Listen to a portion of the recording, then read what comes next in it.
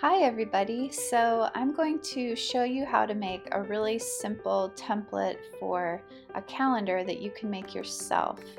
And we're going to do this in the easiest way possible, which is to use standard 9 by 12 sheets of paper cut in half. And then you will also need a template that is cut to 6 inches by 7 inches to help you line up the line to put the name of the month on. And then you'll also need a small card, 3.5 inches by 3 inches. And we're going to use this card to help us center and make the lines for the weeks and the days and the month. So this is my 7-inch tall template here, and it's about 2 inches down from the top of my paper, and I just use it to help me make a guideline. Now this template, I've marked 1/2 inch intervals all along the 4 edges, and I just center it where I want the days and weeks of the month to go. And I put little dots at my 1/2 inch markings all the way around and also at the corners. And this is going to help me to get in all the days and weeks in the month. And having this template is just going to make it so much easier to do all 12 months. And I just do my lines at the top and the bottom. I don't really need a line on the sides. And I'm just lining up using this like a ruler, penciling in my guidelines. And you can pencil these in as lightly as you want. That will make it easier to erase later. So I thought this would be a fun project for a last-minute Christmas present. You could do this with your kids. It would be a great gift for somebody who is an artist. You could give them a blank calendar and they could paint it in themselves. So there are lots of different things that you could do with this. I've made a lot of these over the years, so I've found kind of the easiest way to make a template for all 12 months that you're going to have to do. Okay, so here's my grid, and I've got 7 spaces across for the 7 days of the week. Wednesday goes nicely in the middle, and there's a little bit of symmetry with the Saturday, Sunday, and Tuesday, Thursday. And now I'm going to paint my January design in the space, the middle space that I have left there. And I'm just going to do a real simple wreath. That's going to be my theme for these. It's just real painterly foliage and maybe like sort of tying in a monthly theme. So on January I'm going to put a snowflake, but just I'm going to keep it very spare and minimal. So some little pine branches here with my different greens. If you need ideas for what to paint on your calendar, you can always look at my other YouTube tutorials. You can make this as complex or simple as you want. I'm going for simple because it's 3 days before Christmas, and I think everybody needs a little bit more of that right now. But I have tutorials on there now about, I've been doing the videos for almost a year, so there's lots of spring and summer themed ones, and then there are also winter themed ones. And so I'm just going to continue to fill out this wreath with some different color green foliage, and I'm going to place my snowflake kind of off center, I think. Just lightly drawing the 6 points adding some little details.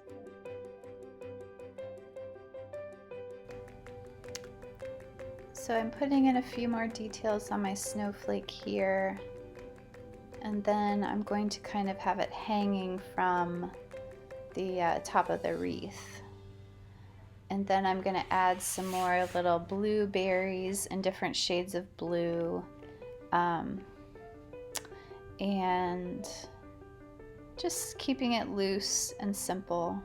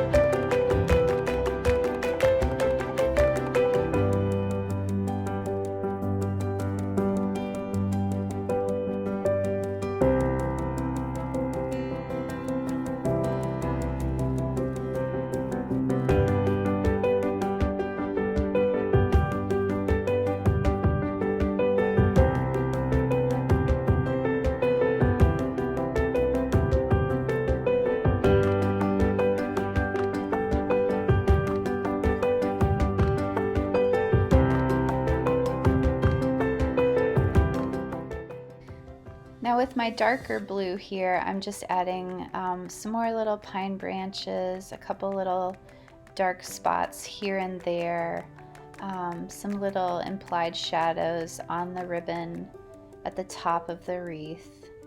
And then I will work on the month, January, and the days and the weeks. So I've lightly penciled in the title January, and it's nice to do that because you can make sure that you get the lettering centered and where you want it, and also that you're not running into any other parts of your painting. So with this water brush, I love these water brushes for lettering. They just, I don't know, I find them very easy to use for lettering. The hairs don't split off, and it just makes, you can get a nice fine line and then also a thicker line. So I've got my January in here, and then with the same dark blue, I'm just gonna quickly, not thinking about it too much, put in the days of the week: Sunday, Monday, Tuesday, Wednesday, Thursday, Friday, and Saturday. And for 2021, I know that the first day of the month is on a Friday. So I just go from there and I number out all my days of the month. And in January, we're actually going to be covering 6 different weeks because there's 31 days. And if you need to check on, you know, the days of the month for 2021, you can just Google it. It's really easy to find. But if you're making your calendar in order, you can just do January, then you'll know when February starts, and you can go from there.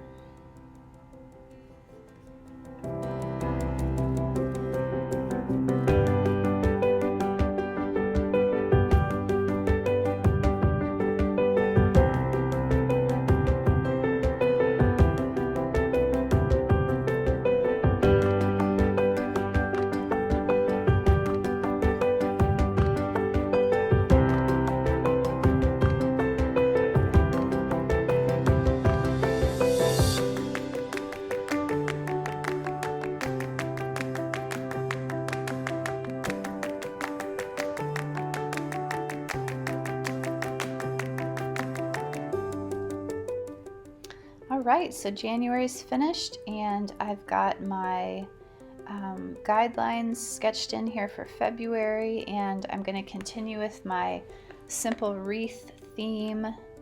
And for this month, I'm going to do a little heart wreath. I think one of the things I like about these simple wreaths is that there's a lot of forgiveness in making it look good. You can make broken lines, and that actually enhances the painting rather than detracting from it. So I sketched in a little heart shape here, and I'm just adding my leaves. For this one, I'm going to make them all kind of heading in the same direction, as if this was one large vine that somebody bent into a heart shape. And when I go back and forth to grab my colors, I'm kind of alternately grabbing the three different greens that I have here. So some of my leaves will end up darker and some a little bit lighter, but I like that. And I'm just doing one layer for now. I might end up going back in and adding a few more, but I quite like the simplicity of it. So I think I'm going to add some little hearts hanging from this wreath. I'm going to use this kind of candy colored pink for the middle one, and just a little simple heart ornament, and then I'm going to add a couple more of those.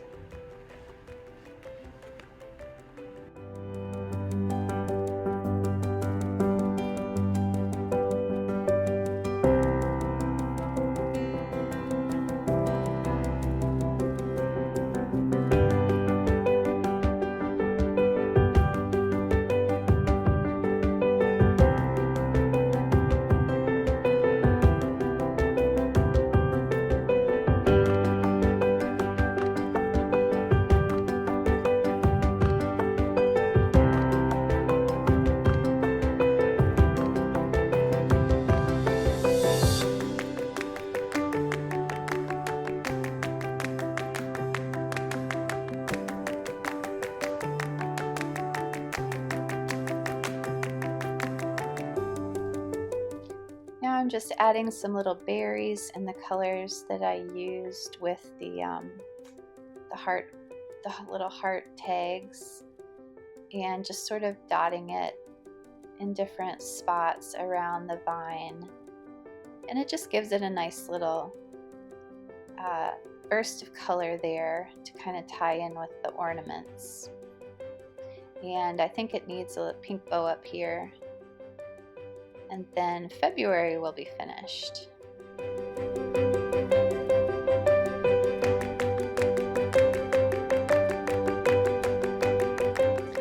So let's go on to March. I'm not going to show you each month the lettering and the numbering. That's pretty self-explanatory. The hard part really, in terms of figuring out where everything should go and how to set up the calendar, I've shown you how to do. So for March, I'm going to do like a little swag, and I think it's going to have some shamrocks on it, in different shades of green. And then we'll see what else we can put in here to make it feel kind of springy and festive.